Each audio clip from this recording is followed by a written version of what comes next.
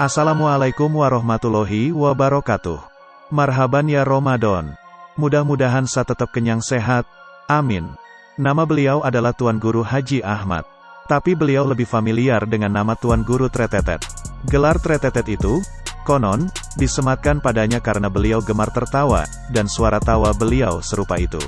Beliau adalah seorang wali Allah, kekasih Allah, murabi mursyid tanpa murid, Tuan Guru tanpa pesantren. Tuan Guru Tretetet adalah pejalan kaki, kerap melintasi desa-desa, sepulau Lombok. Setiap beliau melewati suatu desa, pekerjaan beliau ada 3. Pertama, mendidik masyarakat lewat obrolan santai. Yang kedua, menyapa anak-anak kecil dan mendoakan mereka. Dan yang terakhir, meminta sedekah pada orang-orang kaya untuk disalurkan pada kaum papa. Lebih jelasnya, tonton video Niki sampai habis ya. Semetenku, sa inges gagah.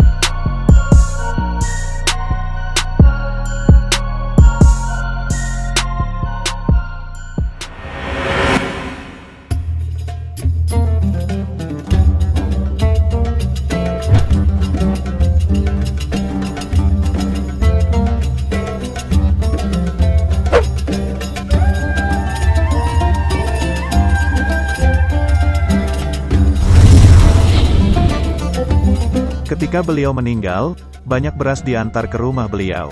Warga terhenyak karena di tiap butir beras, terdapat ukiran asma Allah.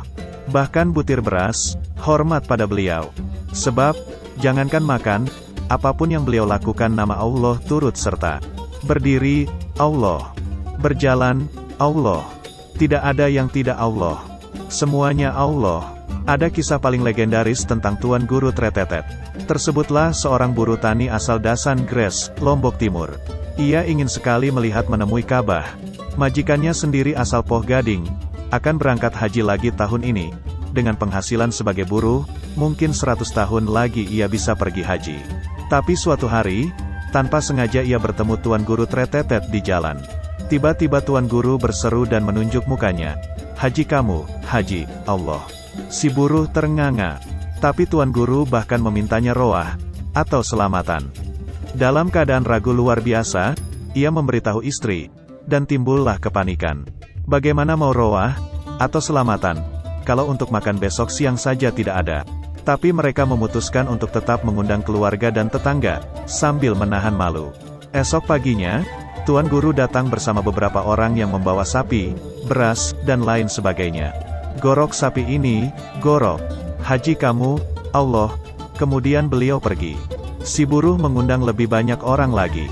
Berbilang waktu setelah majikannya berangkat ke Mekah, si buruh masih di desa. Gunjingan sudah menyebar. Menertawainya, menyebutnya mulai sakit jiwa karena terobsesi naik haji. Tapi, tidak sadar diri sebagai orang miskin. Tapi saat putus asa hampir menguasai sepenuhnya, Tuan Guru muncul di muka rumahnya dan memenuhi janji. "Berangkat kamu, Allah." Si buruh tidak lantas gembira karena oleh Tuan Guru ia malah dibawa ke kebun singkong. Si buruh pasrah, terutama ketika Tuan Guru menyuruhnya tidur di gubuk. Si buruh memejamkan mata, patuh dan tidur. Ketika terjaga, entah bagaimana, ia sudah berada di kota suci Mekah. Si buruh melongo. Untuk memastikan dirinya tidak bermimpi, si buruh meminta izin Tuan Guru untuk mencari majikannya. Tuan Guru Tretetet menunjukkan tempat majikannya, tapi ia sendiri enggan diketahui. Si buruh diminta untuk menjaga rahasia keberadaan Tuan Guru. Si buruh menyanggupi. Ketika disambangi buruhnya yang lapuk, giliran si majikan yang melongo. "Kamu nih?" "Inggih Bapak." "Tetu kamu nih?" "Tetungku Bapak."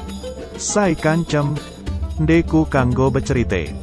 Sebanyak 3 kali si buruh menemui majikannya. Ia sempat pula pamit pada si majikan setelah lunas seluruh proses haji.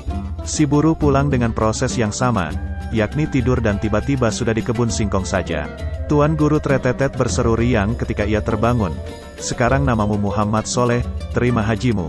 Mabrur, Allah." Lantas, Muhammad Soleh diminta memakai jubah.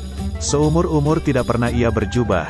Ketika pulang ke kampung, tetangga menertawainya. Semakin menjadi-jadilah gunjingan itu, malu betul dia.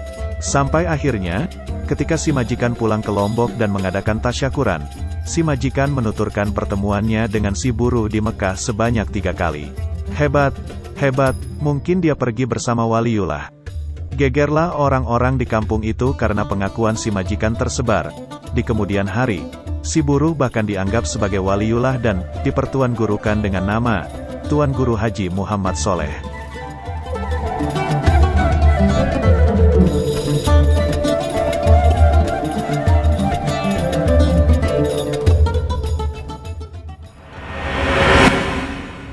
Ada 3 pelajaran penting di dalam kisah-kisah Tuan Guru Tretetet.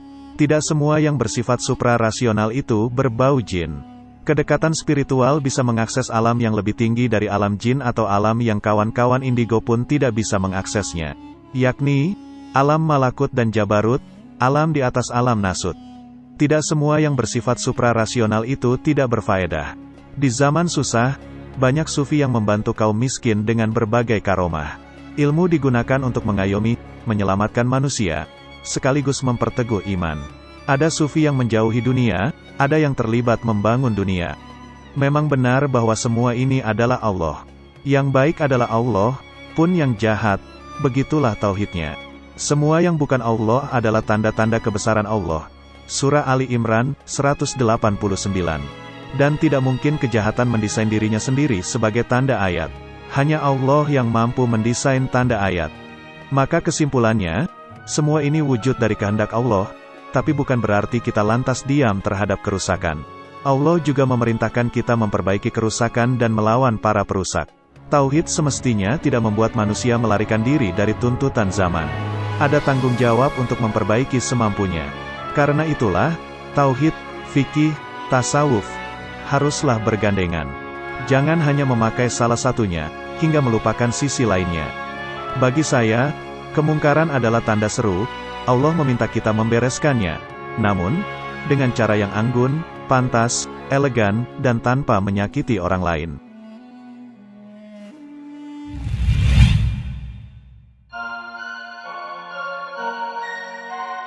Alhamdulillah, terima kasih sudah menonton video Niki sampai selesai. Nenten lupa dukung channel Niki agar bisa berkembang dengan cara bagikan video Niki ke teman sosial media kalian. Atur tampiasi.